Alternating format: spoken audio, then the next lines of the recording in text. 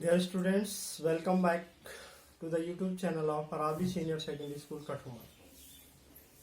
जैसा कि पता है कि हमने पहले वाली वीडियो में नरेशन के बारे में बात कर रहे थे और नरेशंस में भी हमने 3 प्रकार के नियम तो ऑलरेडी पढ़ चुके थे हम। यानी रिपोर्टिंग वर्ब में क्या क्या परिवर्तन होते हैं, कॉमा हटाने के लिए कनेक्टिव क्या यूज करते हैं और प्रोनाउन संबंधी परिवर्तन। अभी जो हमारा चल रहा था वो इसके अंदर चौथा नियम चल रहा था जिसमें हमने बताया था आपको टेंस या वर्ब संबंधी परिवर्तन किस किस तरीके से होते हैं। तो टेंस या वर्ब संबंधी परिवर्तन में मैंने आपको बताया था कि पूरा का पूरा जो प्रेजेंट है वो पास्ट में बदल जाता है। पूरा जो प्रेजेंट टेंस है वो पास्ट टेंस में चेंज हो जाता है। इसका मतलब प्रेजेंट इंडेफिनिट पास्ट इंडेफिनिट में, प्रेजेंट कंटिन्यूअस पास्ट कंटिन्यूअस में, प्रेजेंट परफेक्ट पास्ट परफेक्ट में, present perfect continuous past perfect continuous में बदल जाता है। तो जो स्टूडेंट्स मतलब उसको टेंसों की नॉलेज जिनको नहीं है या जो पहचान नहीं पाते उनके लिए मैंने ये बताया था कि किस किस तरीके से यदि एमबी फर्स्ट दे रखी हो या एमबी फर्स्ट में एसीएस लगी हुई हो या डू या डज प्लस फर्स्ट दे रखी हो तो एमबी सेकंड का यूज करते। Did not plus MB first दे रखी हो तो डू नॉट या does not plus MB first दे रखी हो तो did not plus MB first का यूज करते। उसके बाद एजेमार वाजबर में बदलती है, हैज हेड में बदलती है, has been have been had में बदल जाती है। यहां तक हमने आपको इसके बारे में आपको बताया था। अभी यानी इसमें हमने चौथे नियम के अंतर्गत आपको हमने 4 नियम बता दिए थे। अब इसके अंतर्गत अपन 5वां नियम देखेंगे कैसे। अब वैसे तो मैंने आपको ये बताया था कि पास्ट इंडेफिनिट जो होता है डायरेक्ट और ये है इनडायरेक्ट। इसमें हमने आपको ये बताया था कि पास्ट इंडेफिनिट जो है वो पास्ट परफेक्ट में बदल जाता है, past continuous past perfect continuous के अंतर्गत बदल जाता है। अब इसमें देखेंगे 5वें नियम के अंतर्गत अपन देखेंगे, चौथे का 5वां है। यदि डायरेक्ट में मेन वर्ब की सेकंड फॉर्म दे रखी हो या डिड प्लस मेन वर्ब की फर्स्ट फॉर्म दे रखी हो तो इनडायरेक्ट में क्या हो जाएगा, हेड प्लस मेन वर्ब की थर्ड फॉर्म का यूज करते हैं। तो इसके अंतर्गत अपन हेड प्लस मेन वर्ब की थर्ड फॉर्म का यूज करते हैं। कैसे करते हैं वो देखेंगे।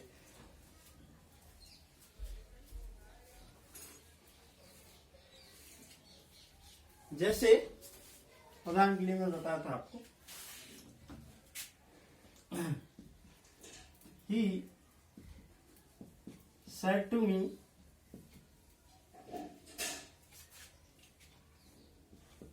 I wrote him a letter.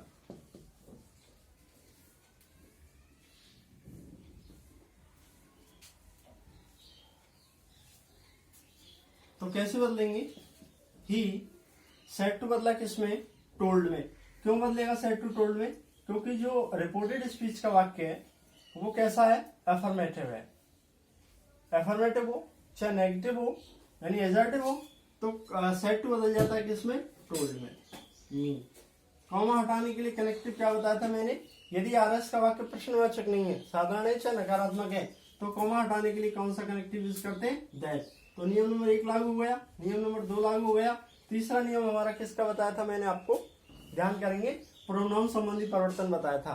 तो प्रोनाउन के बारे में मैंने आपको ये बताया था कि रिपोर्टेड स्पीच का फर्स्ट पर्सन रिपोर्टिंग वर्ब के कर्ता के अनुसार होता है। तो ये फर्स्ट पर्सन कर्ता ही है तो यहाँ भी क्या हो जाएगा, ही।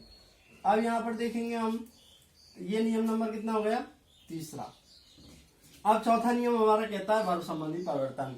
तो हमारा नियम कह रहा है यदि मेन वर्ब की सेकंड फॉर्म दे रखी हो, दे रखी है write root return, second form दे रखी हो तो हेड प्लस थर्ड का यूज करते हैं। तो he had write root return.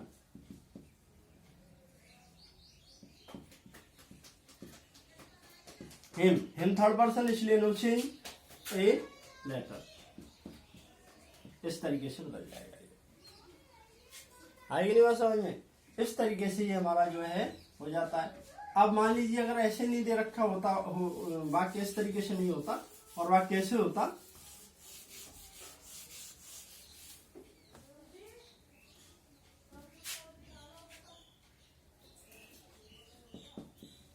Did you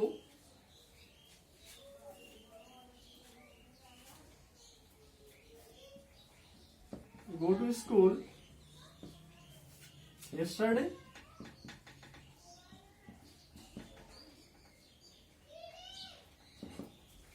कैसे बदलेंगे? ही। अब सेड टू किस में बदल जाएगा? आस्क्ड में। क्यों बदलेगा आस्क्ड में? क्योंकि आरएस का वाक्य कैसा है? प्रश्नवाचक है, और प्रश्नवाचक होते ही सेड या सेड टू किस में बदल जाता है? आस्क्ड में। नी। कॉमा हटाने के लिए कनेक्टिव। अब आप ये देखिए, मैंने बताया था कनेक्टिव के लिए कि यदि आरएस का वाक्य प्रश्नवाचक है प्रश्नवाचक, पता है क्यों? क्योंकि इंटररोगेटिव साइन लगा हुआ, प्रश्नवाचक चिन्ह लगा हुआ है, तो तुरंत आरएस के वाक्य के शुरू में आइए। क्या कोई WH वर्ड है? अगर होता तो CWH वर्ड को लगाते, नहीं है तो कॉमा हटाने के लिए क्या लगा देंगे अपन? कनेक्टिव इफ लगा देंगे, क्योंकि हेल्पिंग वर्ड से शुरू होने वाला है। अब मैंने आपको बताया था कि यदि वाक्य प्रश्नवाचक होता है तो इनडायरेक्ट में बदलते समय वो साधारण में चेंज हो जाता है, यानी एजर्टिव में चेंज हो जाता है। एजर्टिव शब्द इसलिए यूज कर रहा हूं, साधारण या अफर्मेटिव इसलिए यूज नहीं कर रहा हूं कि अगर नेगेटिव होता है तो वो तो नेगेटिव ही रहेगा। उदाहरण देकर के समझा देंगे अभी, तो इसलिए यहाँ पर इफ लगा। अब यहाँ पर अपन वाक्य को साधारण बनाएंगे, एजर्टिव बनाएंगे, तो साधारण वाक्य में हमेशा सब्जेक्ट आता है, फिर वर्ब आती है, हेल्पिंग वर्ब हो तो हेल्पिंग वर्ब और मेन वर्ब दोनों आती है अगर आवश्यकता हो तो उसी हिसाब से टेंस के अकॉर्डिंग।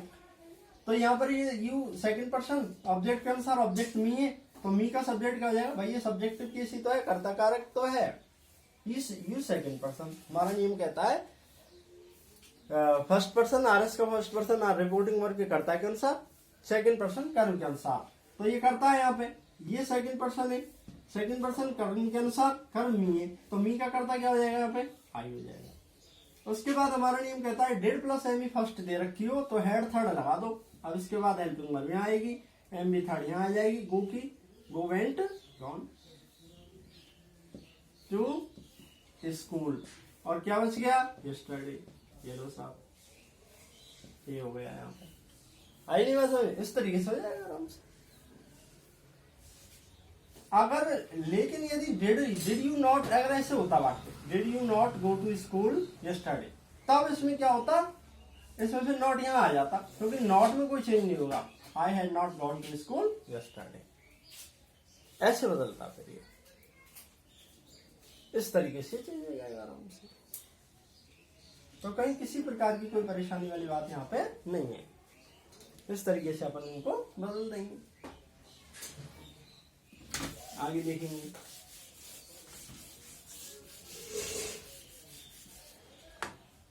इसके बाद देखेंगे यहाँ पे, सॉरी ये कौन सा नियम बताया था? 5वां नियम था, ये 6वां नियम। अब इसमें देखेंगे, यदि मान लीजिए किसी वाक्य में वाज या वर्ब प्लस एमी फर्स्ट में क्या दे रखी हो? ING, यानी पास्ट कंटिन्यूअस का हो तो वो क्या हो जाएगी यहाँ पे? Had been. एमी फर्स्ट में तो ING वहां पे भी आ रही है, यहाँ पे भी आएगी, एमी फर्स्ट प्लस ING, ऐसे हो जाएगा। वैसे देखेंगे उदाहरण से समझ में आएगा। जैसे Rohit said to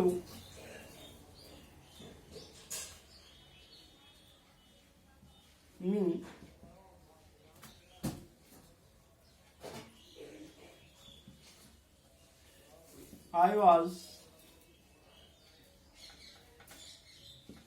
he was playing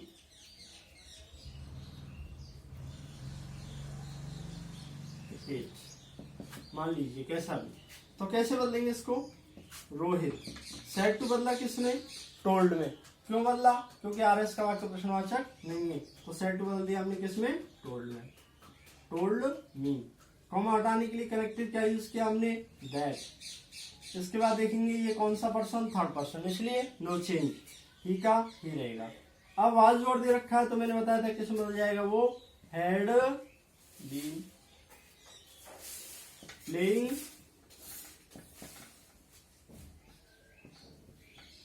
ये लोग सब इस तरीके से हो जाएगा। अगर वाक्य कैसे नहीं होता, वाक्य कैसे होता?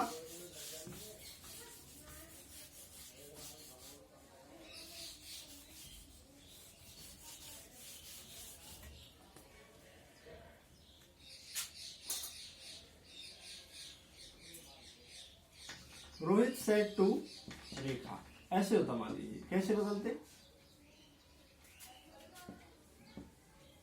वर यू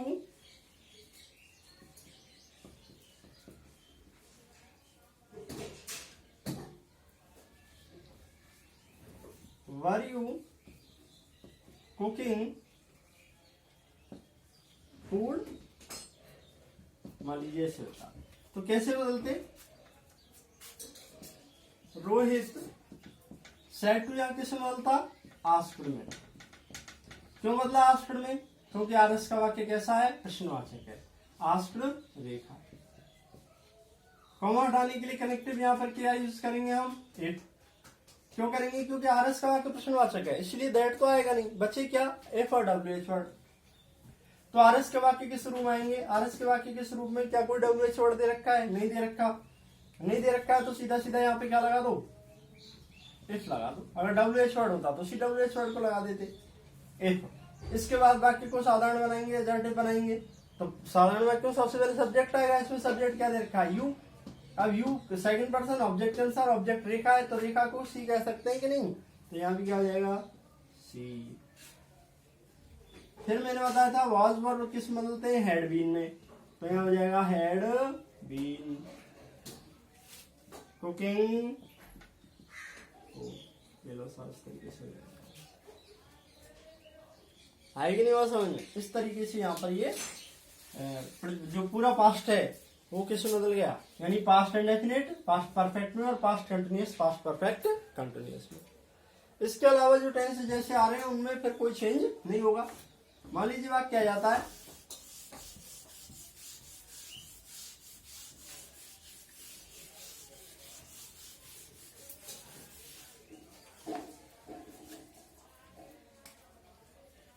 मान लीजिए कि वैसे ही said to me, comma inverted comma में है, आई हैड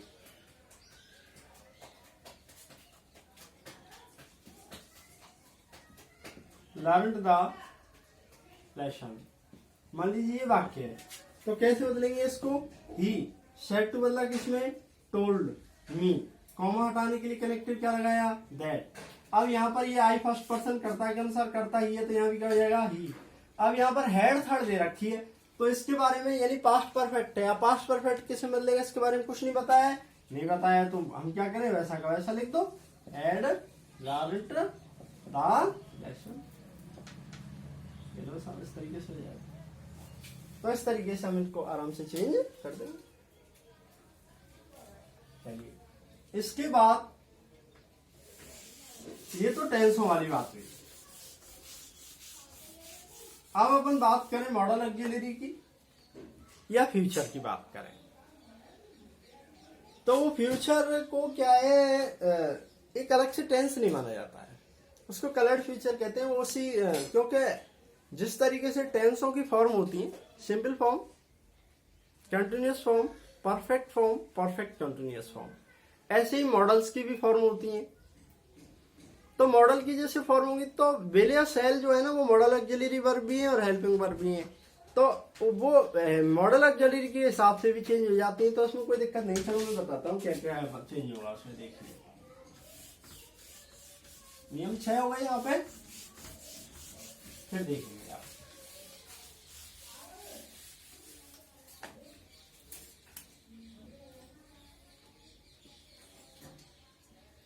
कोई डायरेक्ट और यहाँ पर क्या हुआ? इनडायरेक्ट। अब यहाँ पर यदि मान लीजिए 7वां नियम, यदि विल या शैल, विल शैल दे रखे हैं तो यहाँ पर वुड या शुड में चेंज हो जाएंगे। विल या शैल दे रखे हैं तो किस में हो जाएंगे? वुड या शुड में। कैन बदल जाएगा कुड में, मे बदल जाएगा माइट में,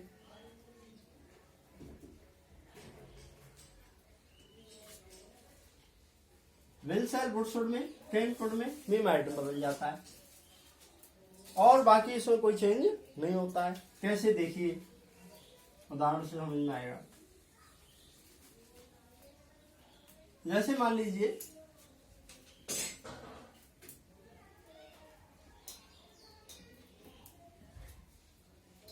he said to me he will go to school. मान लीजिए वाक्य, तो कैसे बदलेंगे? ही सेड टू बदला किसमें? Told me. कॉमा हटाने के लिए कनेक्टिव क्या लगाएंगे? दैट। अब यानी एक नियम ये हो गया, एक नियम ये हो गया। अब तीसरा नियम ये, ही प्रोनाउन संबंधी परिवर्तन बताया था ना तीसरे में, तो ही थर्ड पर्सन नो चेंज, इसलिए ही का ही रह जाएगा। विल सेल किसमें बदल जाते हैं? वुड शुड में बदल जाते हैं। वुड गो टू स्कूल, ऐसे हो जाएगा। अगर वाक्य ऐसे नहीं होता, वाक्य कैसे होता देखेंगे, इधर ध्यान देंगे।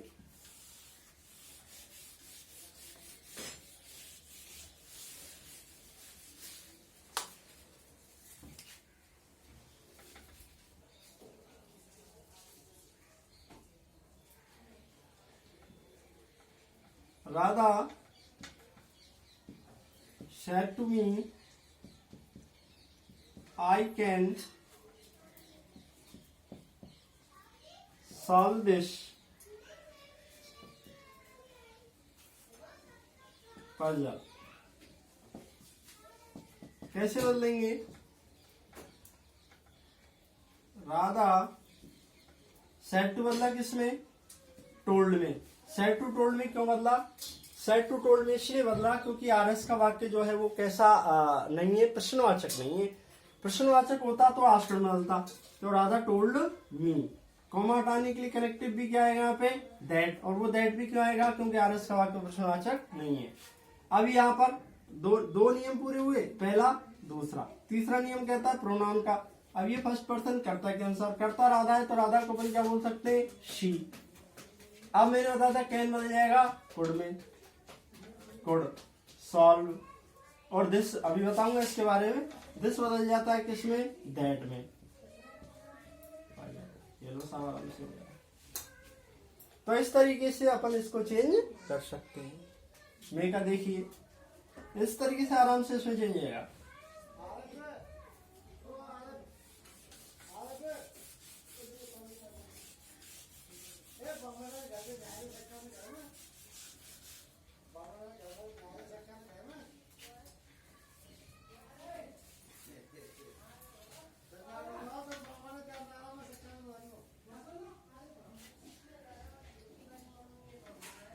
He said to me,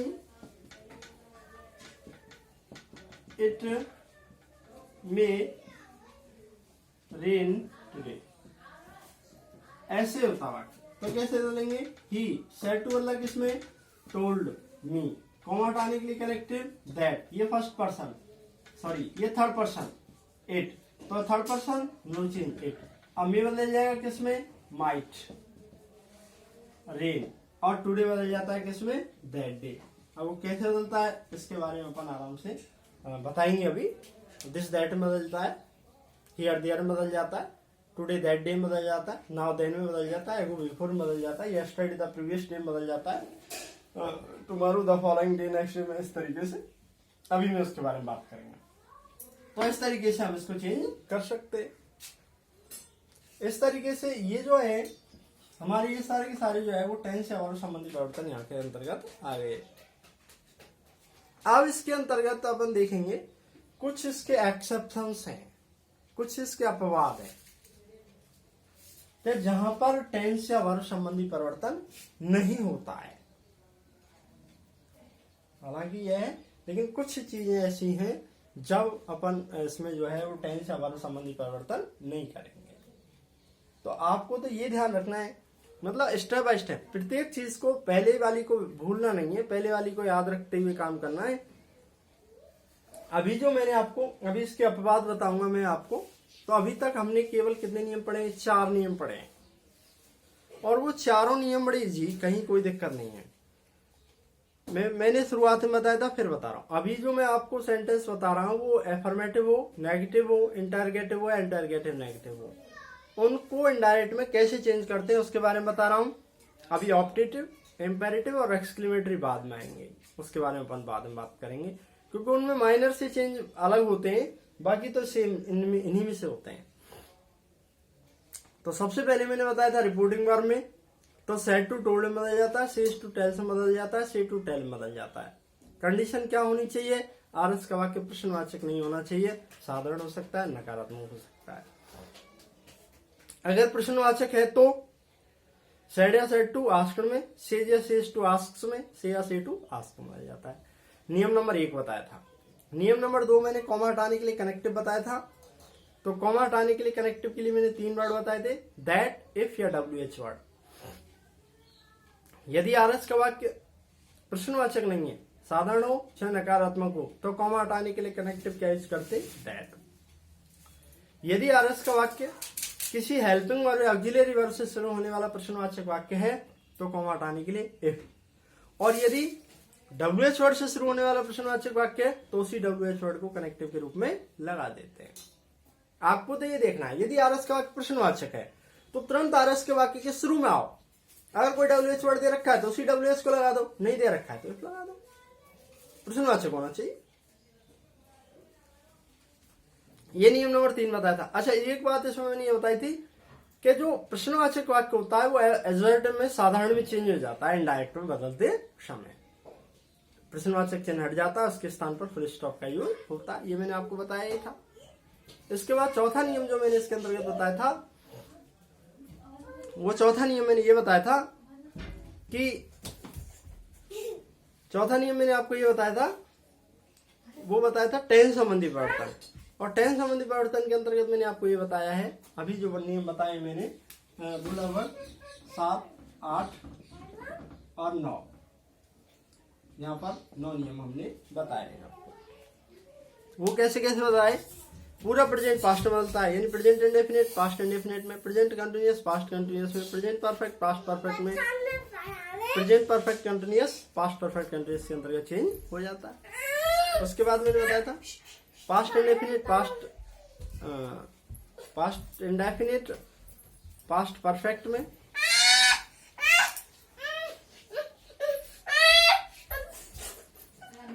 past indefinite past perfect में, और past continuous past perfect continuous के अंतर्गत चेंज हो जाता है। विल, शैल, वुड, शुड में, मे, माइट में, कैन, कुड में, इस तरीके से चेंज हो जाता है। ये नियम हमने यहाँ तक बताए।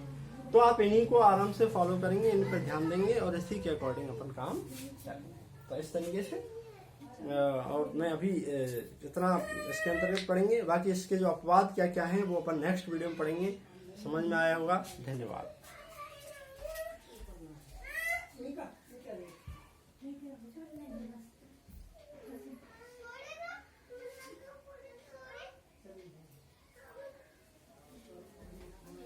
थोड़ा साफ नहीं आ रहा है, फिर देखेंगे इसको, ध्यान देंगे, इधर दोबारा देखेंगे, इधर इसको थोड़ा सा स्पष्ट नहीं है। इसी चीज को लिख रहा हूं दोबारा से। ये डायरेक्ट और ये इनडायरेक्ट। मैंने बताया था वेरिया सेल वुड या शुड में, कैन कुड में, और मे किस में मिल जाएगा? माइट में। इस तरीके से इस पर आप ध्यान देंगे, ठीक है।